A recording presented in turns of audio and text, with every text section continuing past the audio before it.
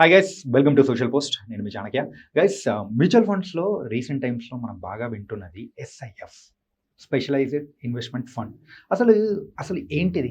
అంటే దీనిలో మనం ఎలా ఇన్వెస్ట్ చేసుకోవాలి, అంటే దీనివల్ల వచ్చే మనకు ప్లస్ ఏంటి, మైనస్ ఏంటి, ఇలా అన్ని విషయాలు మనకు చెప్పడానికి యాపీ రిజిస్టర్డ్ మ్యూచువల్ ఫండ్ డిస్ట్రిబ్యూటర్ అయిన వెల్తీ చక్రధర్ గారు ఇప్పుడు మాతో పాటు మరి సార్తో మాట్లాడదాం. Hi sir.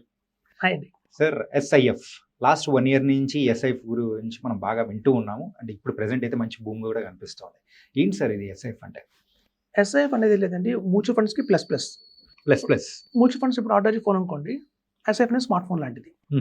సో మ్యూచువల్ ఫండ్స్లో మనం చెప్పుకున్నాం లాస్ట్ ఎపిసోడ్లో, చాలా డిసడ్వాంటేజ్ అయితే ఉన్నాయి.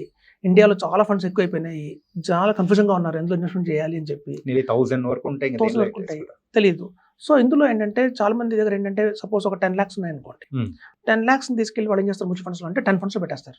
1 lakh గాను, లేదా 50,000 గాను పెడతారు. అలా పెట్టడం వల్ల ఏమవుతుందంటే మనకు ఒక సామెత ఉంది, ఒక బోటు మీద కాలేయి తిన్నగా వెళ్తావు, 10 బోట్ల మీద కాలేయక అని చెప్తారు. ఇక్కడ ఇది జరుగుతున్న పొరపాటు మ్యూచువల్ ఫండ్స్లో అదే. ఉన్న ₹1,00,000 10 లక్షలు తీసుకెళ్ళి వాళ్ళు 100 చోట్ల పెట్టడం వల్ల ఏది రిటర్న్ రాదు. ఓ దాంట్లో రిటర్న్ వస్తుంది, అందులో తగ్గుతుంది, బ్యాలెన్స్ అయిపోతుంది, వాళ్ళు ఫెయిల్ అవుతున్నారు. సో దాన్ని తీసేసి ఏంటంటే స్పెషల్ ఇన్వెస్ట్మెంట్ ఫండ్ ఎస్ఐఎఫ్ కొత్తగా వచ్చింది మార్కెట్లోకి. సెబీ ఏం చేసిందంటే ఇట్లా ఇన్ని ఫండ్స్కి ఆస్కారం ఇవ్వకూడదు, మనం పర్మిషన్ ఇచ్చేటప్పుడే, కంపెనీకి పర్మిషన్ ఇచ్చేటప్పుడే కేవలం 3 ఫండ్స్ ఇద్దాం. సో అందులో మీకు ఏంటంటే అన్ని కవర్ అవుతాయి ఆ 3 fundsలోనే. ఇప్పుడు చూడండి, జనరల్గా ఈక్విటీస్లో వచ్చేది మనకి ఏంటంటే ఫ్లెక్సీ క్యాప్ అంటే ఏం చేస్తారంటే వాళ్ళు లార్జ్ క్యాప్లో కొంత ఇన్వెస్ట్మెంట్ చేస్తారు, మిడ్ క్యాప్లో కొంత ఇన్వెస్ట్మెంట్ చేస్తారు, స్మాల్ క్యాప్లో కొంత ఇన్వెస్ట్మెంట్ చేస్తారు. మార్కెట్ బట్టి, మార్కెట్లో బాగా బుల్ రన్ ఉంది, మార్కెట్ ఇప్పుడు చాలా బాగా ఫ్లరిష్ అవుతుంది అనుకోండి, ఎక్కువ స్మాల్ క్యాప్ మిడ్ క్యాప్కి అలొకేట్ చేసి లార్జ్ క్యాప్ తగ్గించేస్తారు. మార్కెట్ ఎప్పుడైతే కొంచెం డీప్గా ఉంది, అంటే చాలా హైలో ఉంది, ఎప్పుడైనా పడిపోవచ్చు, రిస్క్లో ఉంది అనుకున్నప్పుడు లార్జ్ క్యాప్ ఎక్కువ కన్వర్ట్ చేస్తారు అనమాట. ఇదే ఫ్లెక్సీ క్యాప్ మోడల్ అంటారు. సో ఇట్లాంటి మోడల్ ఇచ్చి ఈక్విటీ లాంగ్ షార్ట్ ఫండ్ అని ఒకటి వచ్చింది ఎస్ఐఎఫ్లో. అదొక నెంబర్ 1 ఫండ్, నెంబర్ 1 టైప్. అది సెకండ్ టైప్ వచ్చి ఈక్విటీ వచ్చింది ఏంటంటే మ్యూచువల్ ఫండ్స్లో మనం లాస్ట్ 30 years నుంచి ఫీల్డ్లో ఉన్నాం, మొత్తం అందరికి తెలిసిపోయింది మ్యూచువల్ ఫండ్స్లో ఎలా చేస్తే ఇన్వెస్ట్మెంట్ బాగుంటుందని. మీకు చెప్పుకోవడానికి మ్యూచువల్ ఫండ్స్లో 10 వెరైటీ ఆఫ్ ఫండ్స్ ఉంటాయి. స్పెషల్ సిచ్యుయేషన్ ఫండ్ అని, బిజినెస్ సైకిల్ ఫండ్ అని, అలాగే మీరు చూస్తే large cap, mid cap, multi cap, small cap అని. కానీ నిజంగా కోర్టీసోల్ చేసిన ఫండ్స్ ఏమైనా ఉన్నాయి అంటే కేవలం small cap and mid cap, ఈ రెండే ఉన్నాయి. మిగతా అన్ని యావరేజ్ రిటర్న్స్ ఇచ్చాయి, అవుట్ పర్ఫార్మింగ్ రిటర్న్స్ ఇచ్చి ఎక్స్ట్రాడనరీ రిటర్న్స్ ఇచ్చి మాత్రం mid cap and small cap, ఈ రెండే. సో అందుకనే ఎస్ఐఎఫ్లో ఇంకో కేటగిరీ వచ్చింది, ఎక్స్ టాప్ 100 అంటారంటే. ఎక్స్ టాప్ 100 అంటే ఏంటంటే టాప్ 100 కంపెనీస్లో వాళ్ళు పెట్టరు.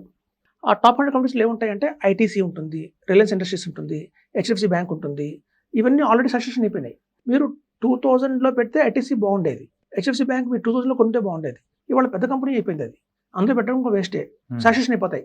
ఒక పాయింట్ వచ్చేసరికల్లా కంపెనీస్ టీసీఎస్ కానివ్వండి, ఈవెన్ విప్రో కానివ్వండి, ఈవెన్ మనం అనుకుంటాం చిన్నప్పుడు, అరే ఒక రోజులో పెట్టుంటే బాగుండేది, వాళ్ళు కోటీసులు అయిపోయేవాళ్ళం అని. కానీ వాళ్ళన్నీ జైంట్ అయిపోయినాయి, పెద్ద పెద్ద ఎలిఫెంట్స్ అయిపోయినాయి. అందులో పెట్టడం వల్ల మనకేమీ స్టెబిలిటీ ఉంటుంది కానీ రిటర్న్ రాదు. సో రిటర్న్ వచ్చేవి ఏంటంటే స్మాల్ క్యాప్, మిడ్ క్యాప్, ఈ రెండే. అంటే 101 కంపెనీ నుంచి, అంటే ఇండియా మొత్తంలో కంపెనీస్ రాసుకుంటూ వస్తే, లిస్ట్ రాసుకుంటూ వస్తే, వాటి వాల్యుయేషన్ బట్టి first Reliance industries, HDFC bank అలా వస్తాయి కదండి, అలా రాసుకుంటూ వస్తే 101 కంపెనీ నుంచి స్టార్ట్ అయితే మిడ్ క్యాప్ అనమాట. సో ఈ 101 కంపెనీ నుంచి 250 కంపెనీస్ దాకా మిడ్ క్యాప్ అంటారు, 250 నుంచి 500 దాకా స్మాల్ క్యాప్ అంటారు. సో ఇవి ఈ ఫండ్ ఏదైతే ఉందో ఎస్ఐఎఫ్లో ఎక్స్ టాప్ 100 అంటే 100 వదిలేసి ఈ బాటంలోనే ఇన్వెస్ట్మెంట్ చేస్తారు అనమాట.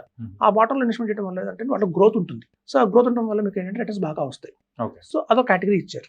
ఇంకోటి చూడండి సెక్టర్స్. చూడండి, కొన్నిసార్లు ఫార్మా సెక్టర్ బాగుంటుంది, మనకి ఎస్పెషల్లీ కోవిడ్ టైంలో ఫార్మా బాగా దుమ్ములైపోయింది. కొన్ని టైంలో ఐటీ బాగుంటుంది, కొన్ని టైంలో ఆటో రంగం బాగుంటుంది. సో సెక్టర్స్ కూడా ఏంటంటే తిరుగుతూ ఉంటాయి, ఒక్కొక్క టైంలో ఒక సెక్టర్ బాగా డిమాండ్ ఉంటుంది. ఇప్పుడు కొత్తగా ఏఐ ఉన్న సాఫ్ట్వేర్ కంపెనీస్ అన్నిటికీ బాగుంది టెక్నాలజీ పరంగా. సో ఇప్పుడు చూడండి, ఇప్పుడు అంతా ఫ్యూయల్ మీరు చూసాం, లాస్ట్ యుద్ధం జరిగింది, క్రూడ్ ఆయిల్ బాగా పెరిగిపోయింది, అందరూ బ్యాటరీ కాలం మీద పడుతున్నారు. వీటి మీద మనకు చాలా రాబోయే రోజుల్లో ఎక్కువ బ్యాటరీ చేసేద్దాం అనుకుంటున్నారు.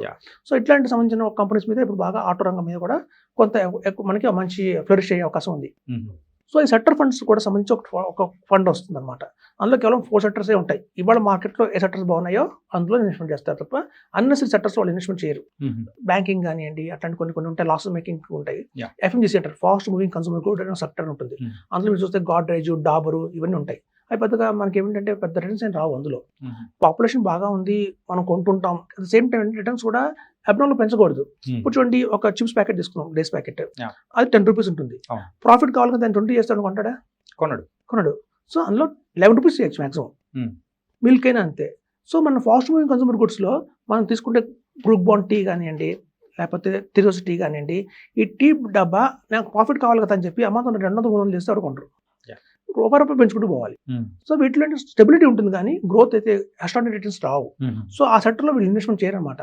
కానీ మ్యూచువల్ ఫండ్స్ చేస్తారు. సో ఎస్ఐఎఫ్లో మీకు అవకాశం వచ్చిందంటే మీకు ఏవైతే ప్రాఫిటబుల్ లేని సెక్టర్స్ ఉన్నాయో వాటిని జోలిపోకండి, ప్రాఫిట్ ఏమున్నాయో వాటిలో చేసుకోండి అని మీకు ఒక ఇచ్చారు. అంటే ఒక క్లారిటీ సో ఇందులో మీకు 3 ఉంటాయి. మ్యూచువల్ ఫండ్స్ లాగా 15, 20, 30 ఉండవు. అన్నసరి మన కన్ఫ్యూజన్ లేదు. గన్ షార్ట్గా 3 ఉన్నాయి. ఈ 3లో కూడా మీరు ఏదైతే బాగుంటుందో అది తీసుకొని చేసుకోవచ్చు అని చెప్పారు. అయితే ఇందులో ఒక డిసడ్వాంటేజ్ ఏంటంటే మినిమం 10 lakhs పెట్టాలి. ఓకే. సో సామాన్యులకి ఏంటంటే మేము చెప్తుంటాం, మీరు ఎప్పటి నుంచో మ్యూచువల్ ఫండ్లో ఇన్వెస్ట్ చేసుకుంటూ వస్తున్నారు, మీ పోర్ట్ఫోలియో బిల్డప్ అయింది, ఒక 10 lakhs బిల్డప్ అయింది అనుకోండి, ఆ మంత్ మీరు ఎస్ఐఫ్ షిఫ్ట్ అయిపోండి. ఇంకా మీరు మ్యూచువల్ ఫండ్స్లోనే ఉండకండి అని చెప్తాం. ఈవెన్ మనం ఒకసారి 10 lakhs పెట్టిన తర్వాత కావాలంటే దాని మీద 1000 రూపీస్ ఎస్ఐపి వేసుకోవచ్చు. మళ్ళీ ఆ ఫెసిలిటీ ఉంది, 1000, 2000 ఎస్ఐపి వేసుకోవచ్చు ఎవ్రీ మంత్. మార్కెట్ పడింది, ఒక 5000 మా పాకెట్లో ఉందంటే వేసుకోండి. సో అట్లాంటి ఆప్షన్స్ అయితే ఇచ్చారు. మినిమం 10 lakhs అయితే మెయింటైన్ చేయాలి. రేపు పొద్దున 10 lakhs, 20 lakhs అయింది, లేదా 15 lakhs అయింది, ఏదైనా ఎమర్జెన్సీ వచ్చింది, ఇతర చేసుకోవచ్చు. ఇతర ఆప్షన్ కూడా ఉంది. కాకపోతే మినిమం 10 lakhs మెయింటైన్ చేయాలి అంతే. ఆ పైన మీరు ఎంతైనా ప్లస్ చేయండి, మైనస్ చేసుకోండి, అది మన ఆప్షన్ ఇచ్చారు. ఇవన్నీ ఓపెన్ ఎండ్ స్కీమ్లో ఉంటాయి కాబట్టి ఓపెన్ ఎండ్ స్కీమ్స్ అంటే ఏంటంటే మీరు లాకిన్ లేదు, లాకిన్ అనేది ఏముండదు. మీరు ఒక 6 months తర్వాత ఎమర్జెన్సీ వచ్చిందంటే తీసేసుకోవచ్చు. ఇక మీరు లాకిన్ అయిపోయింది, మన అమౌంట్ ఒక 10 years దాకా వెయిట్ చేయాలి. లైక్ ఇన్సూరెన్స్ బాండ్స్ లాగా కాదు, ఓపెన్ ఎండ్ స్కీమ్స్లో ఉన్నాయి కాబట్టి ఇది హ్యాపీగా ఇన్వెస్ట్మెంట్ చేసుకోవచ్చు. నేను చెప్పేది ఏంటంటే మా ఇన్వెస్టర్స్కి మీ దగ్గర మ్యూచువల్ ఫండ్స్లో కనుక ఒక 20 funds ఉన్నాయి, 30 funds ఉన్నాయంటే తీసేయండి ఆ ఫండ్స్ అని. అవసరం కేవలం మిడ్ క్యాప్, స్మాల్ క్యాప్ పెట్టుకోండి. మనం తెలియక ఇన్వెస్ట్మెంట్ చేస్తాం.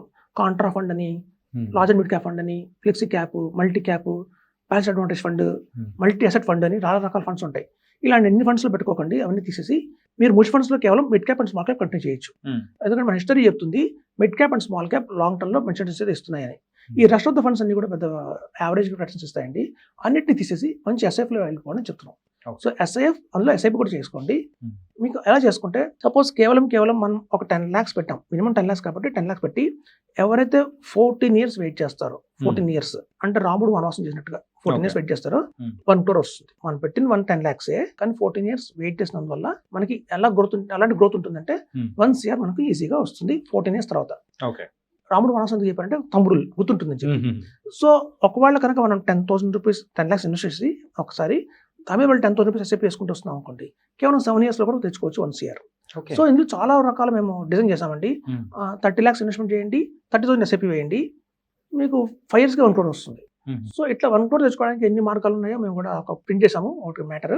సో మా ఇన్వెస్టర్స్ అందరికి ఇస్తుంటాం జనరల్గా. మీరు అన్నట్టు సార్, ఇప్పుడు 10 lakhs అనేది ఒక్కసారిగా ఇన్వెస్ట్ చేసేస్తాం, అయిపోతుంది. అయిన తర్వాత మీరు అన్నట్టు దానిపైన ఎస్ఐపిస్ అనేది కూడా వేసుకుంటూ వెళ్తే మనం ఆ టైం తగ్గించవచ్చు. ఇన్స్టెడ్ ఆఫ్ 14 years మనం దానికి ఇంకా గ్రాడ్యువల్గా 14 years కాస్త 7 నుంచి 5 మనం మార్చుకోవచ్చు. మనం ఎంత అమౌంట్ ఆఫ్ ఎస్ఐపి పెడుతున్నామో అంత. ఇప్పుడు గవర్నమెంట్ చెప్పింది, సెబీ చెప్పింది 10 lakhs మినిమం అని చెప్పి, మినిమం 10 lakhs. కొంతమంది కెపాసిటీ, నేను ఒక ల్యాండ్ అమ్మాను, నాకు 40 lakhs వచ్చింది అనుకోండి, ఆ 40 lakhs ఇన్వెస్ట్మెంట్ చేసేయచ్చు. అలా 40 lakhs ఇన్వెస్ట్మెంట్ చేసినందువల్ల వాళ్ళకి కేవలం 5-6 ఏళ్లలోనే 1 crore వస్తుంది. సో మనం ఎంత అమౌంట్ పెడుతున్నామో మనకి అంత టెన్యూర్ తగ్గుతుంది అనమాట. ఇప్పుడు ఫర్ ఎగ్జాంపుల్ మీరు అన్నట్టే ఇప్పుడు 10 lakhs పెట్టేస్తాము. 10 lakhs పెట్టిన తర్వాత దానిపైన మంత్లీ ఒక 10,000 ఎస్ఐపిస్ అనేది వేసుకుంటూ వచ్చామంటే, సో అంటే ఎన్ని ఇయర్స్కి మనం 1 crore చేయొచ్చు? 7.5 years కల్లా 7.5 years కల్లా మనకు వచ్చేస్తాం. అంటే పైన మనము పెట్టేది ఈ 1,20,000 ఇంటూ 7 దాన్ని, అది కాకుండా మనకు 10 lakhs అనేది ఉంది. సో మొత్తం ఎప్పుడైనా ఇనిషియల్ గా మనం పెట్టిన 10 lakhs కి వాల్యూ ఎక్కువ ఉంటుందండి. ఎందుకంటే 10 రూపీస్ వాళ్ళ ఎన్ఏవి నడుస్తుంది అనుకోండి, ఆ 10 రూపీస్ ఎన్ఏవి అప్పుడు మనం కనుక పెట్టిన 10 lakhs కి గాను మనకి 1 lakh యూనిట్స్ వస్తున్నాయి. ఇప్పుడు చూడండి, మ్యూచువల్ ఫండ్స్ జరిగే పెద్ద పొరపాటు ఏంటంటే, ఆ ఫండ్ లో మీరు ఏదైనా ఫండ్ తీసుకున్నారు, పెద్దానికి ఎన్ఏవి ఉంటుంది, నెట్ అసెట్ వాల్యూ అంటారు. అది 20 రూపీస్ ఎన్ఏవి ఉంది. 20 రూపీస్ ఎన్ఏవి ఉంది. ఆ 20 రూపీస్ మీరు చూస్తున్నా కానీ 40 రూపీస్ అయింది, పెరిగింది, డబల్ అయింది. కానీ మీరు రిటర్న్ రాలా. ఎందుకు అంటే మీరు మినిమం 10,000 రూపీస్ కదా 10,000 పెట్టారు అక్కడ. ఎప్పుడైనా సరే గ్రోత్తో పాటు యూనిట్స్ కూడా మోస్ట్ ఇంపార్టెంట్. మీ దగ్గర ఎన్ని యూనిట్స్ ఉన్నాయో అనేది చాలా ఇంపార్టెంట్. ఇప్పుడు ఫర్ ఎగ్జాంపుల్ చెప్తాను, 3 ఫ్రెండ్స్ ఉన్నారు. ఇవాళ టీసీఎస్ షేర్ ఉంది బయట మార్కెట్లో 2,500 కొంచెం అటుగా షేర్ నడుస్తుంది. అది 3 ఫ్రెండ్స్కి 2,500 రూపీస్ షేర్ వాల్యూ ఎక్కడ మారుతుందా? మారట్లేదు. మరి ఎవరు రిచ్ అని చెప్పడానికి ఎలా కారణం అంటే, ఎవరి దగ్గర నెంబర్ ఆఫ్ షేర్స్ ఎక్కువ ఉన్నాయో వాడు రిచ్. వాళ్ళ దగ్గర 10 షేర్స్ ఉండొచ్చు టీసీఎస్ది, ఇంకో దగ్గర 100 ఉండొచ్చు టీసీఎస్ షేర్, ఇంకో దగ్గర 10,000 షేర్లు ఉండొచ్చు. సో 10,000 షేర్లు ఉన్నవాడు రిచ్. ఫేస్ వాల్యూ సమానమే కానీ నెంబర్ ఆఫ్ యూనిట్స్ బట్టి వాడు రిచా కాదని తెలుస్తుంది. అలాగే సేమ్ ఎస్ఐఎఫ్ లో మ్యూచువల్ ఫండ్స్ అదే ఎన్ఏవి అందరికి సమానమే. కానీ రిచ్ ఎవరు అవుతారంటే ఎవరి దగ్గర నెంబర్ ఆఫ్ యూనిట్స్ ఎక్కువ ఉంటాయి వాళ్ళు రిచ్ అవుతారు అన్నమాట. ఓకే. సో మనం అందుకు చెప్తుంటాం, చాలా మంది బ్లైండ్ గా ఎన్ఐవి పెరిగిందా లేదా చూసుకుంటారు. ముందు యూనిట్స్ పెరిగేలా చూసుకోవాలి. మోస్ట్ ఎన్ఐవి పెరిగింది కానీ యూనిట్స్ లేకపోతే అది వేస్ట్. ఎందుకంటే మన వ్యాలిటీ ఎలా ఉంటుంది, NIV into number of units కదా. సో ఇప్పుడు అంబానీ నా దగ్గర రిలయన్స్ షేర్ ఉంది కానీ అంబానీ కాలేకపోయాను, ఎందుకంటే ఆయన దగ్గర కొన్ని కోట్ల షేర్లు ఉన్నాయి, అదే మహా అయితే 10 ఉన్నాయో 20 ఉన్నాయో, అది డిఫరెన్స్. సో కాబట్టి అందరూ కూడా కాన్సన్ట్రేషన్ చేయాల్సిందంటే యూనిట్స్ పెంచుకోవడం, కాన్సన్ట్రేషన్ చేయాలి. ఈ ఎస్ఐఎఫ్ ఫండ్ అనేది కూడా మీరు లాక్ ఇన్ అనేది కూడా ఉండదు అని ఉండదు, చెప్పేసి ఓపెన్ మీరు ఎండ్ అన్నారు స్కీమ్స్. కదా. ఇప్పుడు ఫర్ ఎగ్జాంపుల్ 10 పెట్టాము, దానిపైన మనం అమౌంట్ అనేది కూడా ఎస్ఐపి వేసుకుంటూ వెళ్ళిపోతూ ఉన్నాము. మధ్యలో ఏదైనా ఎమర్జెన్సీ వచ్చినా మొత్తం విత్డ్రాల్ చేసుకోవచ్చు. Partial withdrawal or full withdrawal రెండు ఆప్షన్స్ ఉన్నాయి.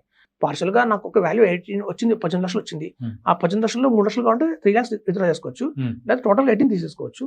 అది ఆప్షన్ ఇన్వెస్టర్ ఎంత కావాలంటే అంత మనం తీసేసుకొని మిగతా కంటిన్యూ కంటిన్యూ చేసుకోవచ్చు. చేసుకోవచ్చు. కాకపోతే ఎడిషన్స్ అండ్ డెలిషన్స్ మనం ఎప్పుడైనా చేయొచ్చు. మినిమం 10 lakhs మెయింటైన్ చేయాలి, చేయకపోతే మొత్తం విత్డ్రా అయిపోతుంది, ఫుల్ విత్డ్రా అయిపోతుంది. Okay, nice sir.